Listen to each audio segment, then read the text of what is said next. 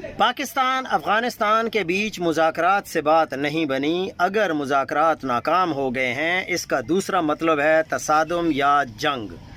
جان کی امان پا کر فیصلہ سازوں سے ایک سوال تو کیا جا سکتا ہے کہ افغان پالیسی، دوسرے لفظوں میں اسٹریٹجک ڈیپتھ کی ناکامی کا صحرا کس کے سر باندھنا ہے؟ جن چند لوگوں نے تب قومی مفاد کے نام پر سب کچھ کیا، آج جب وہ آگ ہمارے گھر پہنچ چکی تو اس غلطی کا اعتراف یا کوئی احتساب ہوگا؟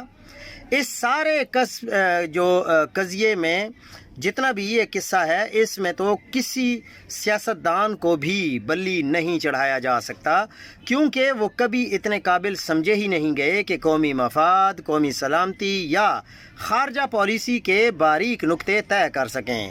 اب بھی انہیں وہی جذباتیت دکھائی دے رہے ہیں۔ پاکستان کے پاس بہت سارے آپشنز ہیں جن کو بروکار لانا چاہیے۔